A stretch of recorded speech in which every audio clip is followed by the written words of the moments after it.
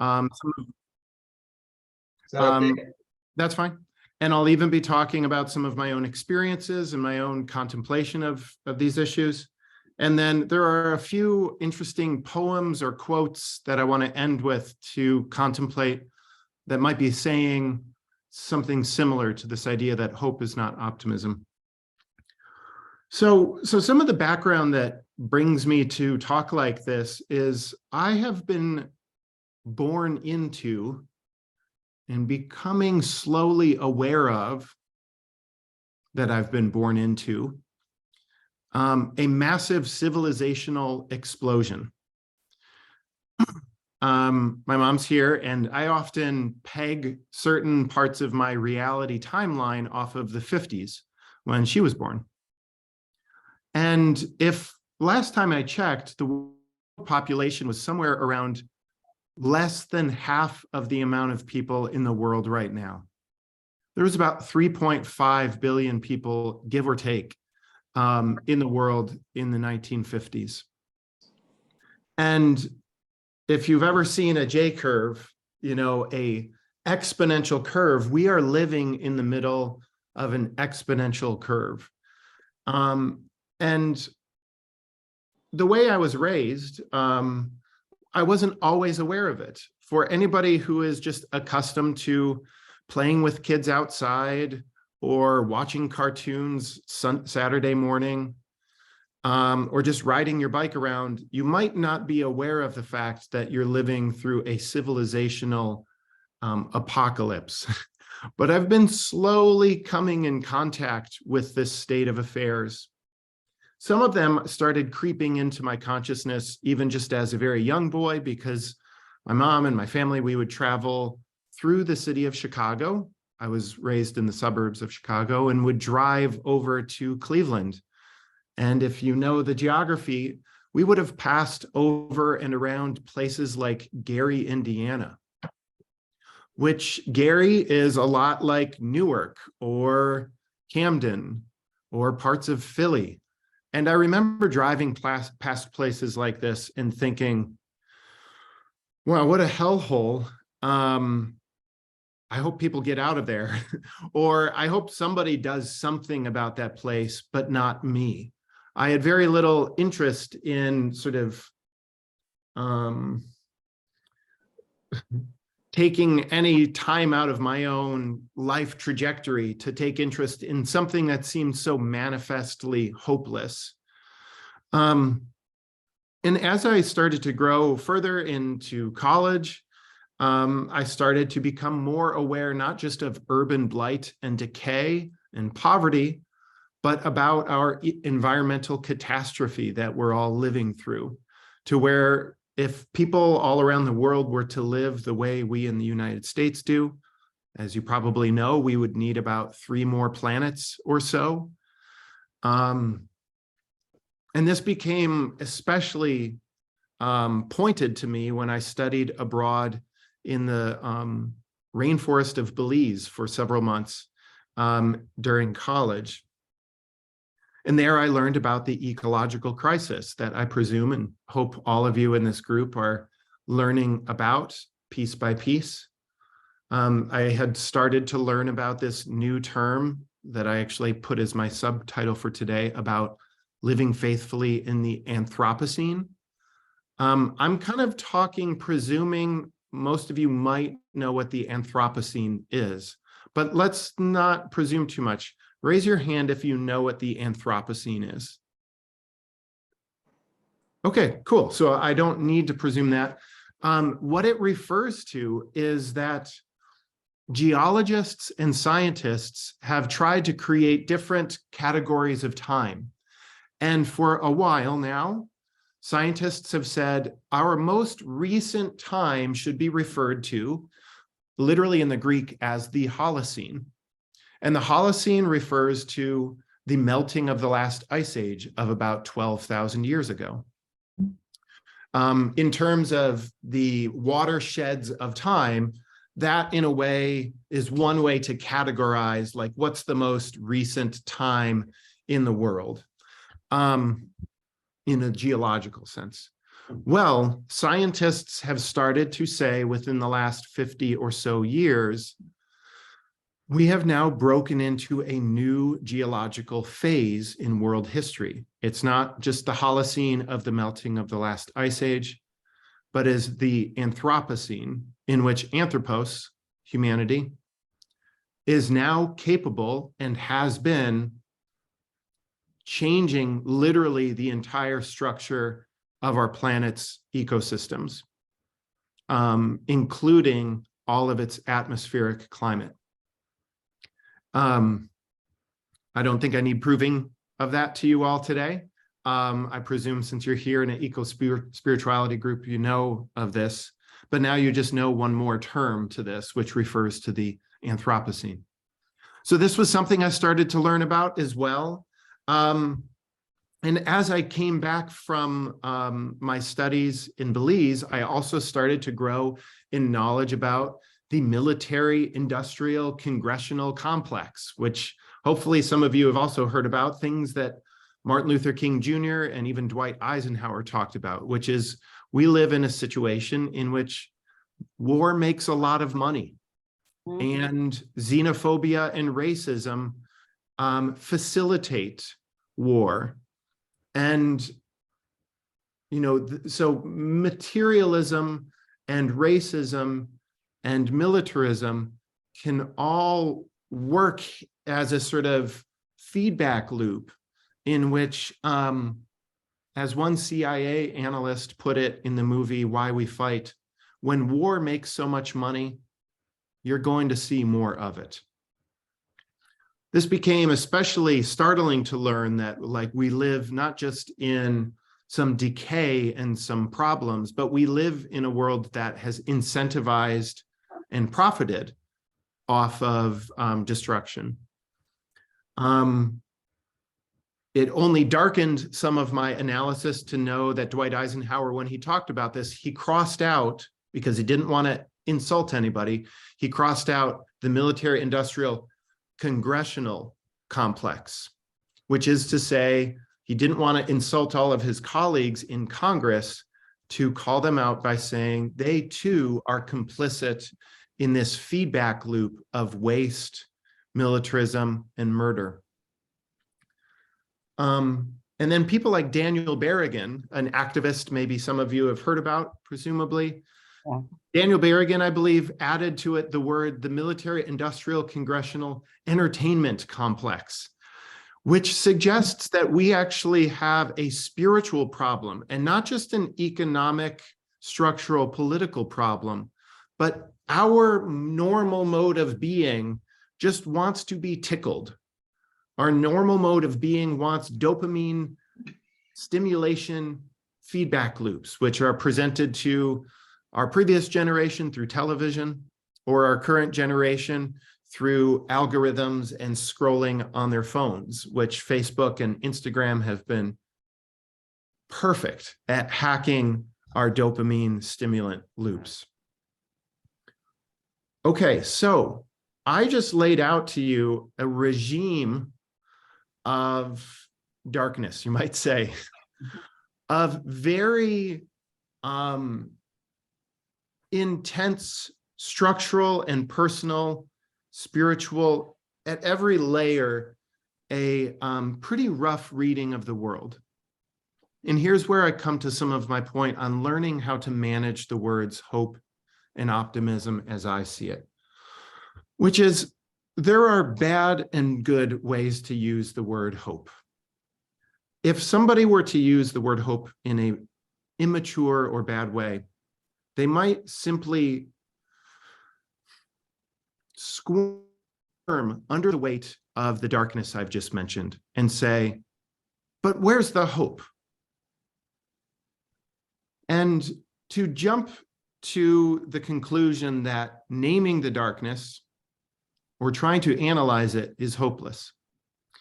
In fact, quite simply, what I think people often want at a more superficial level is they want optimism. And by optimism, I just mean that they have a positive reading of the situation of our world. That when they look at all of the facts, The optimist is the kind of person who says, well, on the whole, things might be better than they look, or things are getting better. In other words, optimism, I use that word and I understand it to be, it's about your own interpretation of the situation and the facts and the trends and where they are going. And pessimism is also in that realm of analyzing a situation. Pessimism might refer to that things could be really dark or heading in a bad direction. So optimism and pessimism, I take them to be words that refer to how we analyze what's going on in the world. And quite simply, I think hope is bigger or more transcendent than optimism or pessimism. Quite simply, deriving our sense of hope from optimism is folly. We derive hope from something that is eternal, something that goes way beyond whether things are looking good or whether things are looking bad. In fact, one of the ways that I love that one of my authors, G.K. Chesterton, that I read a lot of, he put it like this: we need to be both raging optimists and raging pessimists at the same time. Here's how he put it in one of his quotes. Let me jump over to here, where G.K. Chesterton says, one must be both happy and indignant without degrading oneself to be either a pessimist or an optimist. On this system, one could fight all of the forces of existence without deserting the flag of existence. One could be at peace with the universe and yet be at war with the world. One must somehow find a way of loving the world without trusting it. One must love the world without being worldly. So I think there are different ways that I could put this, but I'm just kind of stating it a bit abstractly now. And I could maybe kind of open the next part of what I wanted to say here, which is, in my own experience, this has been something of, and I presume maybe it's the case with some of you all in your own work, that one finds that being able to persevere and do what needs to be done is what real hope is. Hope is not about optimism. It is, I might put it as, it's courageous perseverance and doing what needs to be done, even when the conditions suggest pessimism. Maybe especially when the conditions suggest pessimism. And in fact, one can be hopeful, being able to say, things might even be worse than we think they are.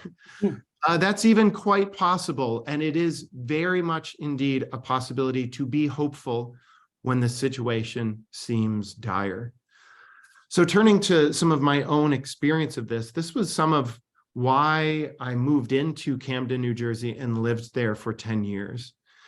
This is something that on other occasions I would maybe talk at greater length about what those 10 years were like, but just on a sort of outlying sort of sketch of it, I moved into an abandoned crack house where, when I first walked through there with Father Michael Doyle, who just died a few days ago, I walked through a place that was completely scary. There was feces and crack bags and pornography and clothes and garbage all over the floors.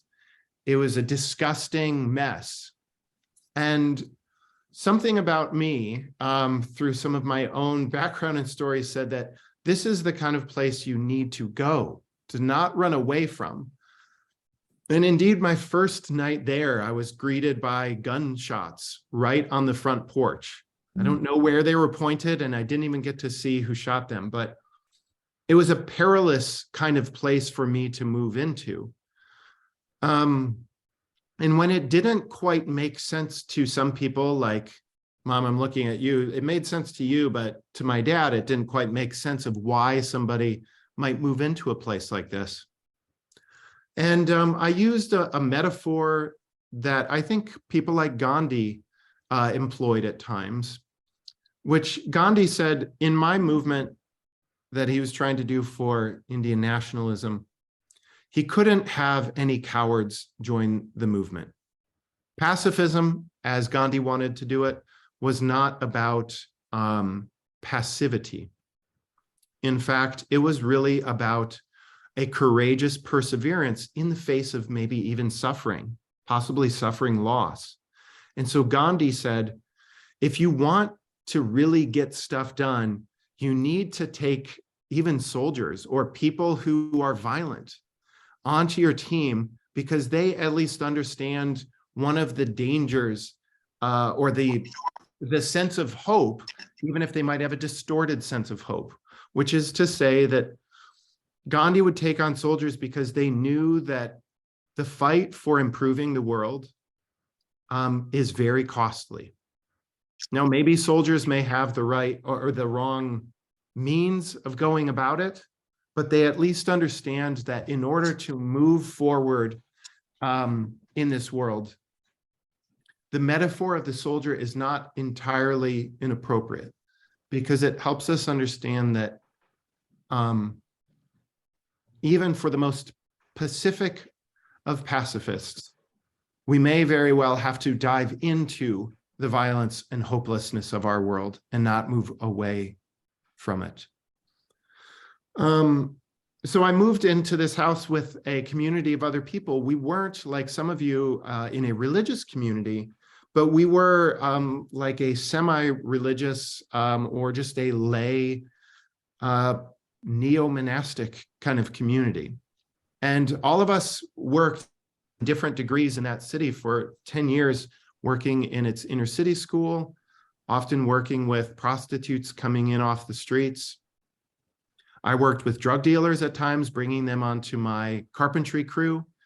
And in that work, I came to feel a sense of hope, not because I started to optimistically appraise that the world was now starting to turn. I think hope is much smaller. It's more mustard seed sized or more yeast sized, in that it says, when I'm doing what needs to be done, that's what is good. Michael Doyle would refer to it as, you all need to just find your bit and do your bit. And it was great even hearing, as many of you were talking, introducing some of the work you do. I get the impression that I'm a little bit preaching to the choir on this. And this notion of persevering with hope in doing your bit is perhaps most at home among the apathetic 18-year-olds that I have to teach in class every time. But I suppose we can forget everything, so I'll keep reminding us. Let me think. While I'm mentioning Father Michael Doyle, one of the other ways that he spoke of this, this spirit that I'm talking about today, is the only book that he wrote is really a compilation of his letters. And in it, it's titled, "It's a Terrible Day, Thanks Be to God." And I think that title is another way of saying what I'm talking about here today, which is acknowledging a terrible analysis of the world, that things are not looking good. One is able to somehow transcend that, not by escaping, not by smashing optimism into it, but indeed by persevering, by doing your bit, turning to God in the midst of the terror, and just doing what needs to be done. Perhaps later, maybe find cause to share some other stories of Camden, but I can also start sharing a little bit about how I've been in the last 2 years now perpetually going into a prison about a half hour away from my house. And as I go in there, one of my theological reflections coming out of there has been a reflection on the doctrine of creation from nothing. You guys may have heard this. In the Greek, it's creatio ex nihilo, which is this sense of mystery that the universe is made not from God's substance. It's not that this is God's being, but that it is made from literally nothing, which is quite a curious thing. But I've wondered at times if the experience of going to a place that is supposedly a place lacking love, where there is just a sense of darkness and oppression. And sometimes, to me, Dallas prison feels like a proto or a crypto Auschwitz. It's not a good place to be. It's men who are caged in tiny little cages, 2 of them in rooms much smaller than the one I'm in now. In literally closets, men are being caged there. But with a mind to what St. John of the Cross once said, if I'm not mistaken, he said, where you don't see love, put love, and then you will draw out love. Again, I'll repeat it. Where you don't see love, put love, and you will draw out love. This, to me, if it's anywhere near accurate to what St. John of the Cross was saying, has been resonant with my experience in the prison, such that I have gone into there as just wildly optimistic and innocent as a dove, shaking hands, smiling, just like a doofus, always presuming the best in all of the people I encounter. I call that innocent as a dove because, well, it's just the other side of being shrewd as a serpent. I've read enough of the Zimbardo prison experiment and about how Auschwitz and how prisons work to know that some of the soul has been sucked out of everybody in there. But when I go in, I sort of, with that shrewdness, knowing what's going on, it leads me to a type of stupid innocence that wants to just basically treat people as if they are the incarnation of God. And I find that part of this is some of my own interpretation of human psychology, but I gather that we humans are contagious.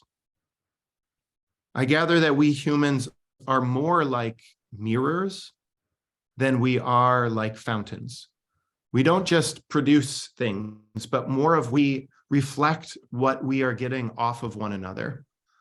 And the fact that we are contagious is both very encouraging and very scary. We are contagious in the way that disinformation or the January 6th riot is contagious. But we are also contagious in the way that if we go in with our best, so to speak, if we love people genuinely, without condition, without kind of preparing for the worst, but sort of innocently putting ourselves out there, we may very well be able to see love come out of a place where we presumed there was not. I've also been, as Terry mentioned, spending a lot more time with Afghan and Congolese refugees recently. And this has also been a great source of joy, but it's also been a source of awkwardness. And part of my own I guess, spiritual walk through this has been trying to learn to embrace the awkwardness that comes from trying to step out there and do different sorts of things. It's obviously not very awkward to just sit on your couch at night and watch Netflix, as many of us do, but instead to talk with people that you don't share much language with, or to try to communicate when it just seems like we don't have the natural ways to connect, even through culture. This awkwardness is something I've also been experiencing as my wife, God bless her, has been dragging me in to help teach confirmation classes in our youth group, which is just really racking up purgatory points as far as I'm concerned, because it is just really hard, very awkward. And in a way, I have to get into hearing some of this message, which concerns doing what is good, even when things seem terrible. Some of these kids, their hearts just feel so deadened to the world. I have no idea what sort of weird stuff is going on with families and family destabilization and cell phones and bullying and COVID and all of this. I just have to go into it with a sense of, man, this does not make sense. And this is very awkward and they're not into this.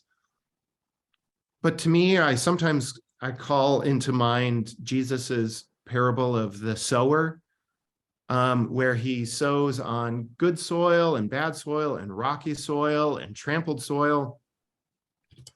And some people might want to interpret that and say, which soil are you? What are you going to be like? Are you going to be like the good soil that receives God's word?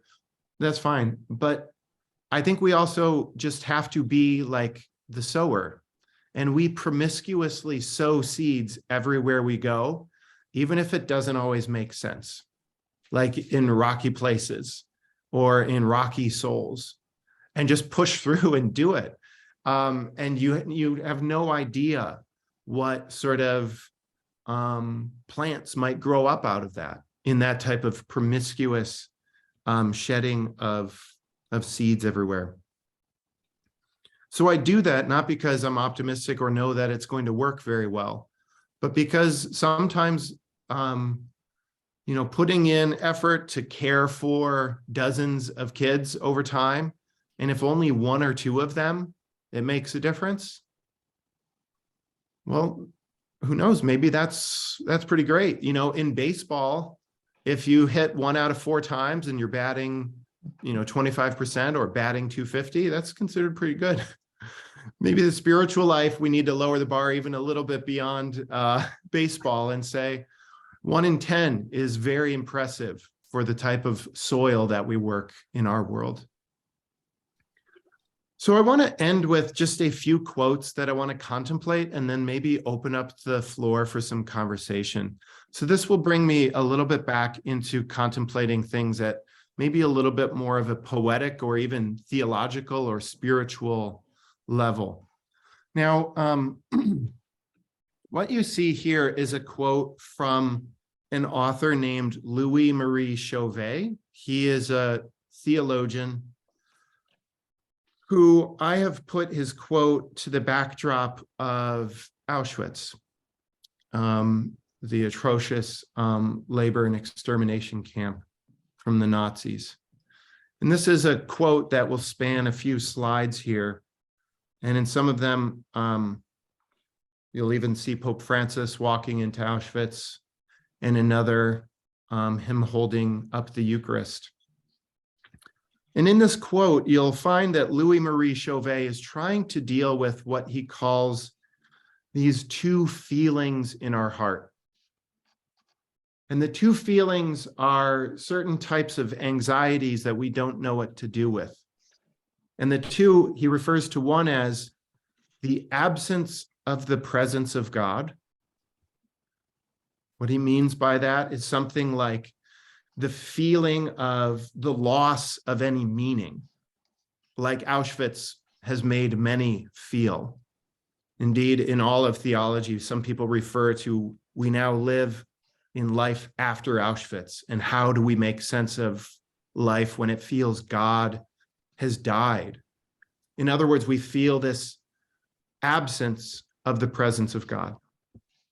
But Chauvet is also going to talk about the presence of the absence of God. Now, what this kind of refers to is the fact that we remain haunted. And that presence of the absence is a way of talking about how the loss of meaning still haunts us with the presence of the question of meaning. And so he, in a way, in this following quotes, he'll talk about how to live in between or living with the presence of the absence of God and the absence of the presence of God. And he'll ultimately see this reflected in contemplation of the Eucharist, where Pope Francis will be in our last slide here. So anyway, to read from this quote here, Chauvet will be interacting with people like he considers dark poets aware of this, like Hölderlin is one, and another is Heidegger that he's quoting here. So to the quote, finally, what we must do is attempt to consider the concern of the poet, which is this: to be without fear before the apparent absence of the God. Not to run away, but starting from this relation to the absent God, remain in a mature proximity to the absence, long enough to safeguard the word which at the beginning names the High One. Now, the theism of the customary God of ontotheology is obviously disqualified. This applies even to the learned unknowing of negative theologies. Briefly, what he's talking about here is when people feel this anxiety of the absence of God, one of their solutions is to start carving with the chisels of their mind. Start carving an idol of a God. And in this hole of anxiety, smash that God into the hole and feel like you have found your answer. That, at least, is what I see he's talking about as the problem of theism and how it's disqualified from a true maturity. And next, he turns to the atheism of the death of God, which he also sees as disqualified. He says, atheism is just another way of masking the absence of God, of covering it over. And that's equally disqualified.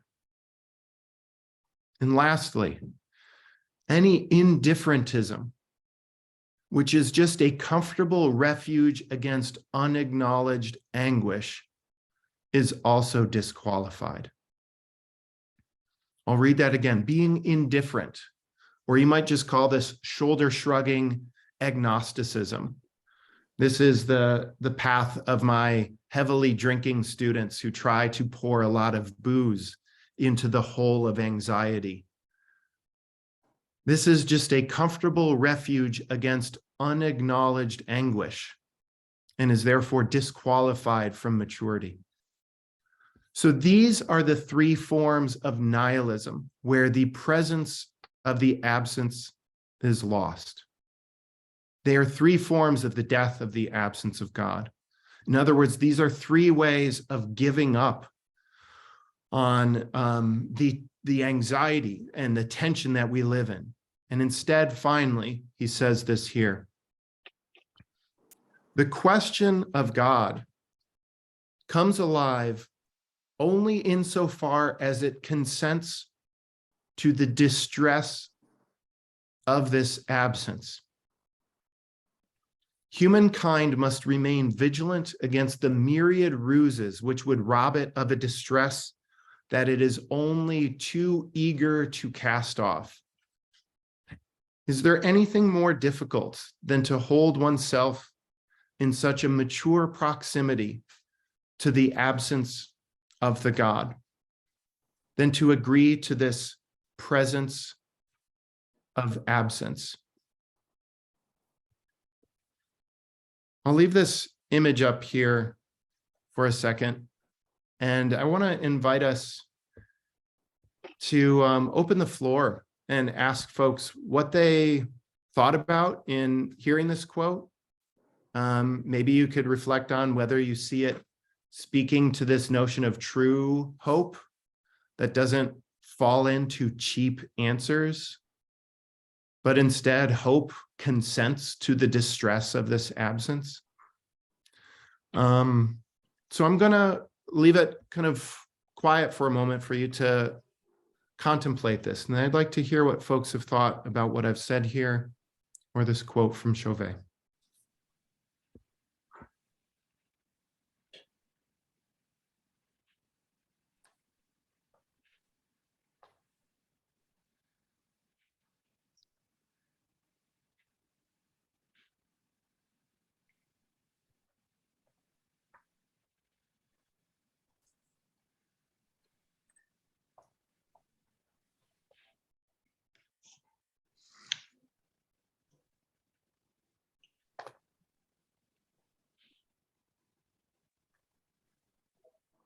Okay, so let's, if you don't mind, we can open the floor and, I don't know, I don't want to be like a professor and call on people, but that's what I do on Zoom. I'm just like, okay, so Mary Gannon, what do you think? No, it could just, we can just, as you feel so moved, feel free to share.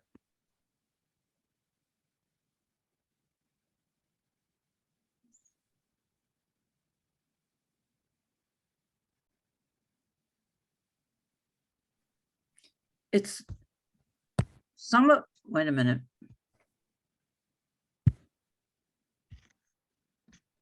I think I'm muted. No, you're good. Oh, okay. It's kind of heavy, a lot of this, and yet, if I take little pieces, I might say that it makes sense to me.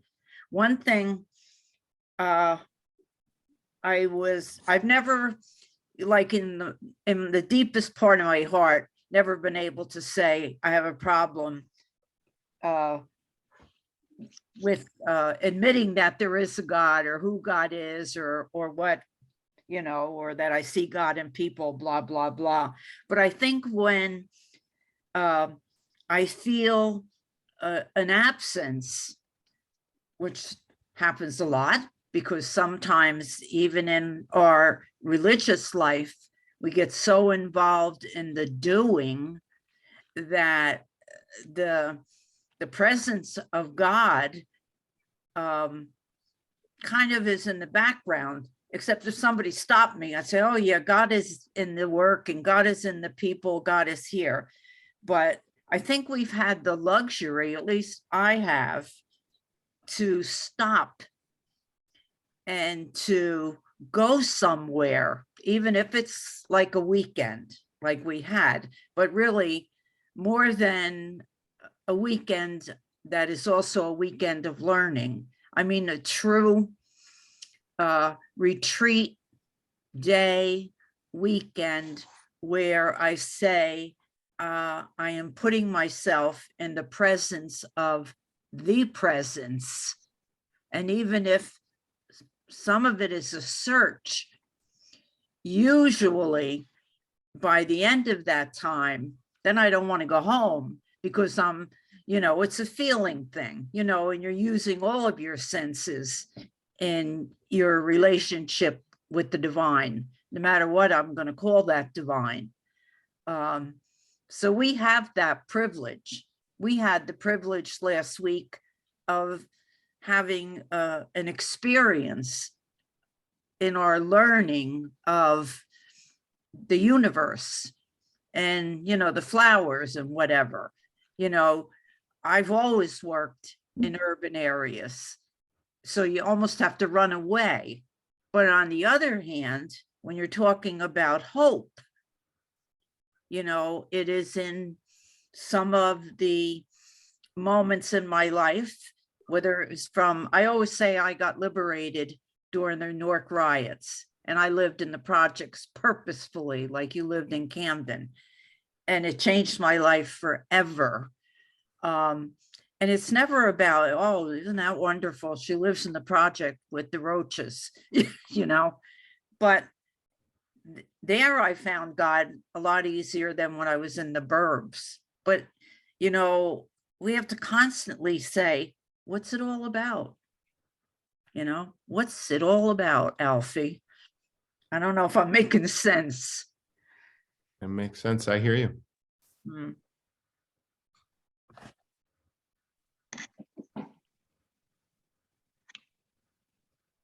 Can I be heard? Yeah. I just was thrilled to hear you go to the prison. I've been very involved in prison, maximum security for 15 years, and then part of the Mennonite program with minimal security for another 5 in detention center. And it's, in so many ways, it's like you said about the seed falling, you know, some of them are such wonderful, wonderful people. The prisons I was visiting in were all male and beautiful men that did, like in maximum security, we had the secretary to the chaplain was a police officer who was a daily Mason communicant.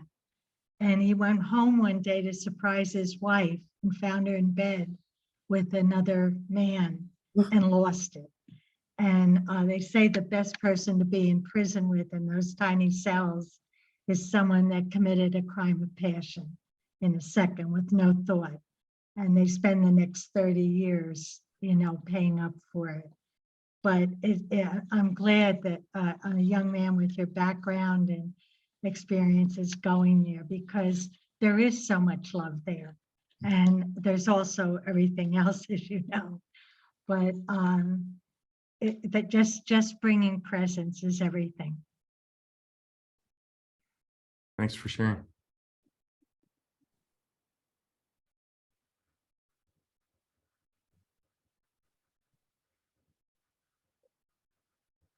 I was kind of touched that you had the images of Auschwitz, because one of the, I like quotes too. You had a few one of the quotes that helps me, because I feel overwhelmed too by the magnitude of this catastrophe, the J curve that you're talking about and all this stuff.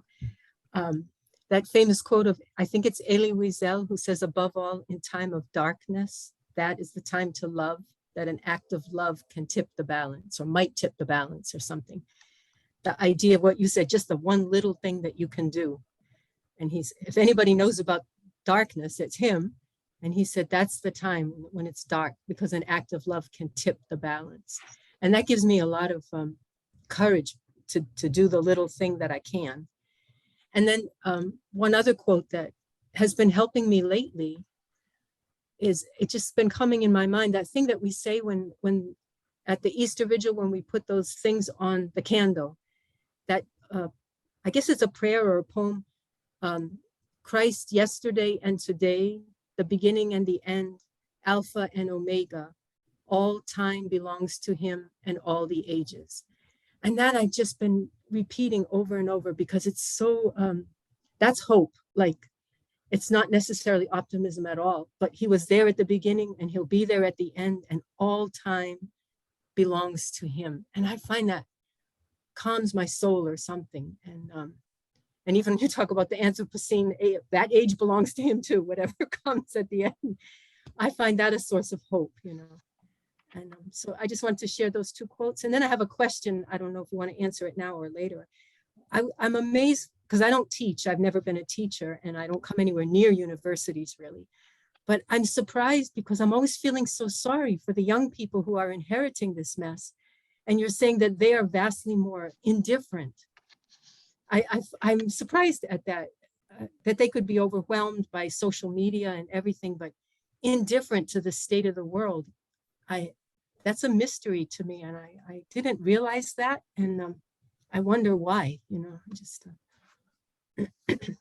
Well, I won't presume to give like a comprehensive analysis of kids these days, so to speak, because my anecdotal exposures are really only to, like, let's say 60 kids per semester.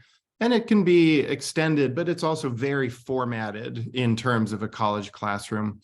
And like many things in life, I think kids these days are in a bell curve form. And the bell curve meaning that there's a few that are very avid, very engaged. Most of them in the middle of it are just sort of maybe not atrociously terrible and apathetic, but can be brought to take interest generally in the state of the world, although they might not be moved to readjust their life accordingly. And then the sort of bottom end of the bell curve would be those who are just ruggedly indifferent, almost just sort of let it burn down, who cares, mapping out that with specificity of where exactly things are fitted today is hard to say. If anything, I think it's not just apathy. It could be multiple roots that are going on here. Certain things that many have talked about is the dulling of concern by overexposure, actually, and the type of false modes of engagement that social media offer to us through algorithmic stimulants, which is to feel like by thumbing up, or liking something on social media, I'm like making a difference, like that's my bit, or I am spreading awareness. And just those small feelings of like, students now refer more and more to the notion of calling out, which is if you just critique somebody publicly by posting something about something, you have taken action on that. So that can really create a false sense of, well, let's call that like immature hope. It might be immature in the sense that it can't persevere yet. Courageous persevering of doing the right thing is different from gesturing in a certain direction. Yeah. But I also find that one of the other things going on here with respect to this quote that I read us, I refer to consenting to the distress of absence. And one of the main things that phones do now is they allow you to not consent to the distress of absence because of the stimulant. Anytime you feel that absence, you can just sort of plug it. Chauvet said, one of the three main ways people plug the hole is they construct a god, an idol, and then smash it into the hole. Another is the atheist who just ignores the hole and says it shouldn't exist. There is no problem here. And then the indifferent basically just shrug their shoulders at it. Seems like we have invented new ways to not consent to the distress of absence. Yeah. thank you. How about any other folks and what you thought here?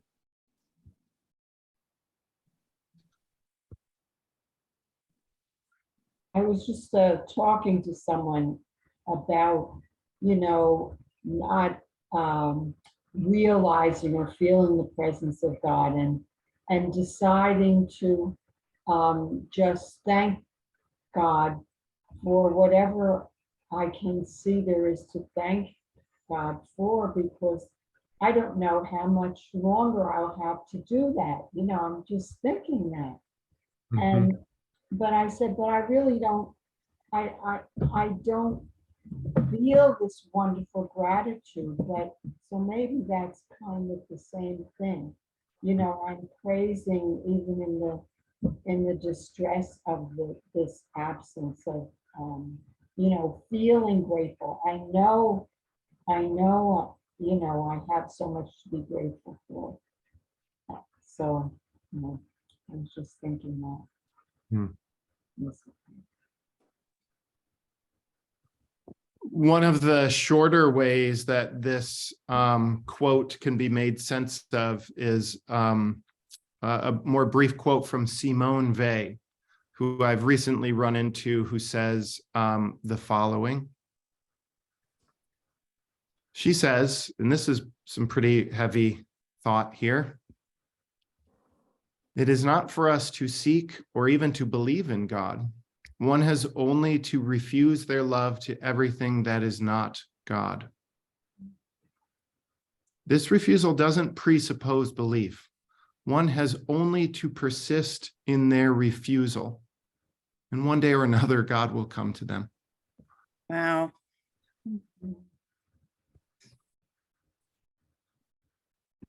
With some of my students that can manage this, I call this hard whiskey. You know, that's it's high proof alcohol right there. It's pretty hard.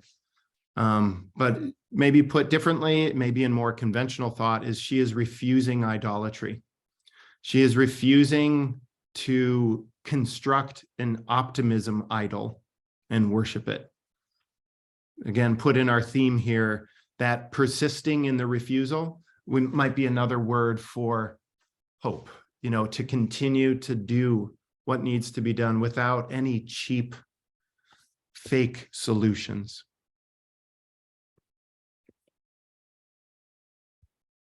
But any other thoughts on what's been said here?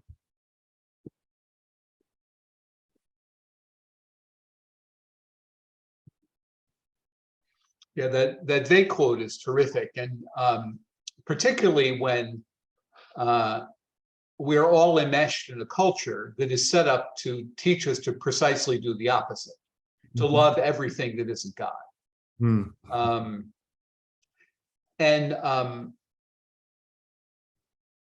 Again, and for most people, it isn't a conscious choice. There are very few people in America who would say that. But in effect, it's the culture we've been evangelized in. It's the mirror we're reflecting. I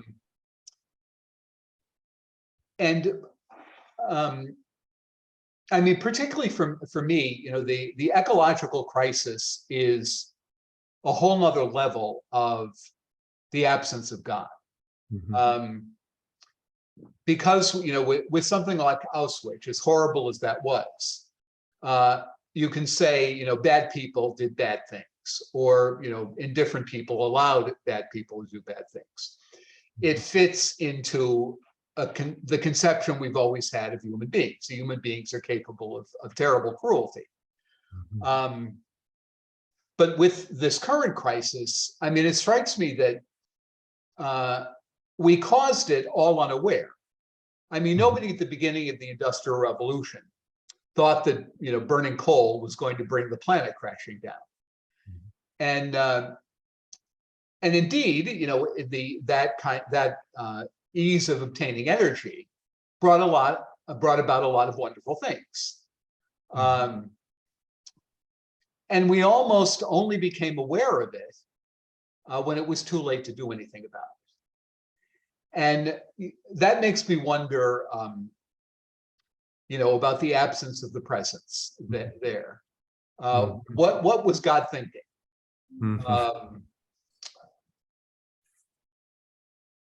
So, you know, that by being human, we were destroying creation, all unaware.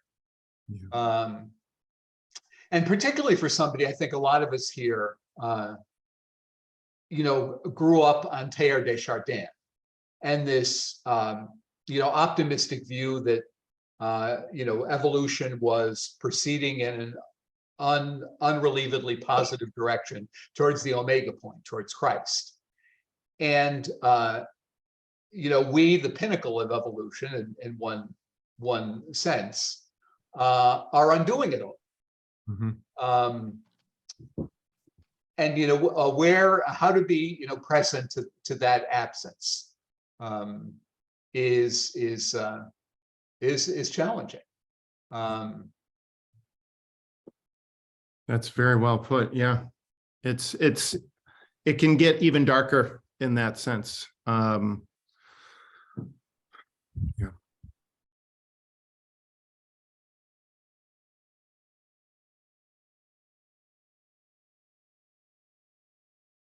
And so just to make sure we don't end with any sort of confusion here, God forbid. when I've talked about hope, again, it's not talking about optimism. And so for me, this has involved regularly trying to do my bit. And this involves even just small things like Cassie and I, we were lucky enough to be able to just buy our house near school. So I walk every day to work instead of driving. We've taught our 2 kids how to keep chickens so that we can turn our kitchen waste into eggs. Although they're ending their lives now, so they're not paying rent anymore. So we're going to have to get some new chickens and teach our kids how to butcher chickens. Or for me, a lot of my woodwork has also been to do reclaimed woodwork. I love learning how to take what used to be just destined for a dumpster or for the landfill, to repurpose that and make it beautiful. And it's some of my favorite work. And you guys could see, I have a website that showcases some of my woodwork, and I'm very pleased to inspire people with how you could be sort of just an average woodworker, but if you take old things and make them new, it can become a very beautiful activity. And so for me, that other type of work where it involves either going into prison or like we used to in Camden, these are for me features of doing what I see needs to be done as my bit. And if you want to call that optimism, I just would want you to use your words carefully, maybe the way Chesterton did, which said, if you're going to have both of these in you, be a raging optimist and a raging pessimist at the same time. Combine them both in this sort of wild combination that you haven't just succumbed to the indignity of being just a mere idealist. But instead you have to do what needs to be done, even when things seem dark. And as I said in the beginning, it was very great to know that it sounds like so many of you are already doing this. And ideally, what I've said today is more of just a reminder than it is hopefully new intel for you all. Beautiful. Yeah, so thanks everybody for letting Thank me. you. Thank you. Yeah, I always, turn back to, you mentioned Dan Berrigan before. He always said he was suspicious of any solution that wasn't modest and human. Getting swept away in grand political rhetoric, as happens so often in this country, is a dangerous deception. That the solution is always going to be modest and human. It's always going to be, what am I going to do with my one wild and precious life, as Mary Oliver says. And I always like, there are 2 friends of mine who are Catholic workers in Baltimore, Brendan Walsh and Willa Beckham, who are husband and wife. And they celebrated 50 years of their Catholic worker a couple of years ago. And Brendan figured out that they had served 2 million meals in the course of the existence of that Catholic worker. So Brendan says, whenever anybody asks, what can one person do?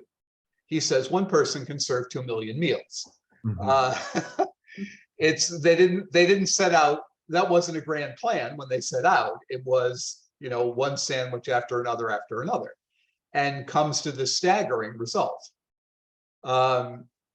So if we all did what was modest and human, sort of in the same line, Cornel West always says that you don't feel hopeful and then you do hopeful things. doing hopeful things makes you hopeful. So thank you so much, Chris, for inspiring us to do hopeful things. Thank you. Yes.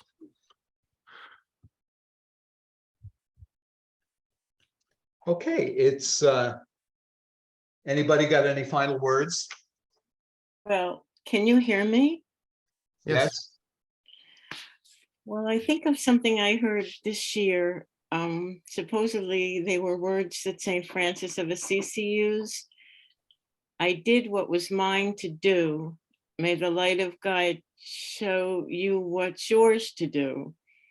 And I think that I was so touched by that, because I think that's what we always have to keep thinking. What is mine to do?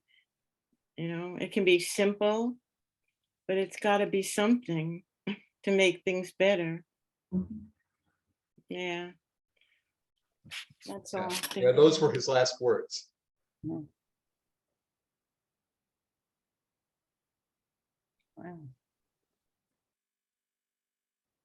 Anybody else? Could Chris give us the website in the chat, his website for woodworking?